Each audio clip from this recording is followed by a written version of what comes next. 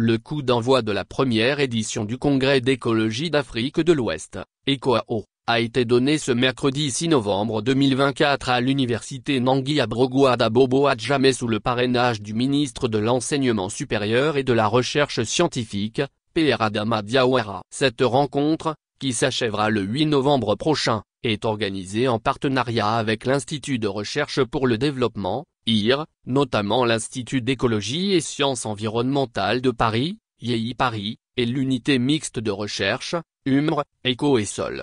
L'événement, marqué par la participation de 8 pays, dont un pays anglophone, le Ghana, témoigne de l'importance croissante de l'écologie dans la région. Il a rassemblé 92 communications scientifiques, révélant la vitalité de la recherche écologique en Afrique de l'Ouest. Présent à cette rencontre, Djambala Diakité, directeur adjoint de cabinet, DCA, représentant le ministre de l'Enseignement supérieur et de la Recherche scientifique, a salué l'engagement des différentes institutions partenaires et souligné l'importance de faciliter la circulation des informations scientifiques, tout en permettant le décloisonnement des disciplines. Selon lui, la recherche doit accompagner le développement socio-économique de l'État. Je soutiens ces types d'événements tout simplement parce qu'ils sont de nature à favoriser la circulation de l'information scientifique, à catalyser les échanges et à permettre le décloisonnement des interventions des différentes disciplines, mais surtout,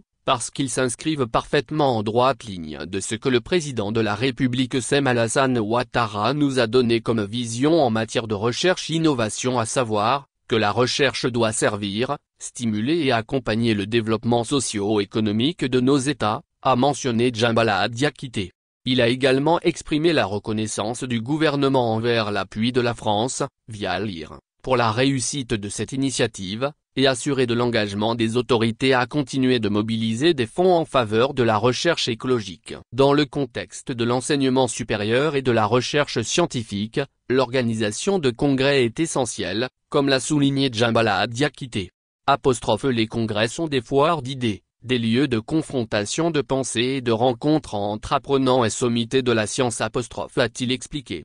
Le DIRCA adjoint s'est dit convaincu que de tels événements contribueront à la vision du président Alassane Ouattara, en vue d'une recherche au service du développement socio-économique.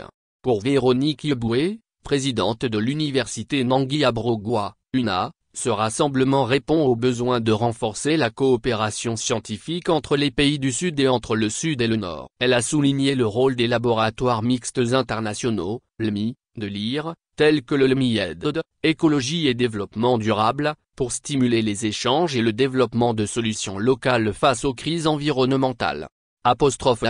Les défis écologiques nécessitent une collaboration accrue entre chercheurs, a-t-elle affirmé, rappelant les enjeux de crise tels que les inondations, la sécheresse, la pollution et le changement climatique. Elle a également exprimé sa gratitude envers l'IR, espérant que cette coopération inspire d'autres partenaires financiers à soutenir la recherche en Afrique.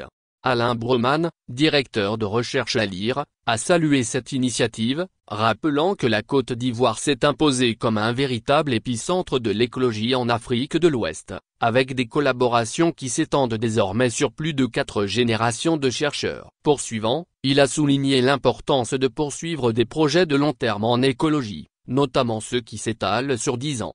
Grâce à ces actions, l'objectif du congrès devient clair, c'est-à-dire favoriser la création d'une société d'écologie en Afrique, capable de rassembler les chercheurs, de diffuser les connaissances et de répondre aux besoins environnementaux de la région.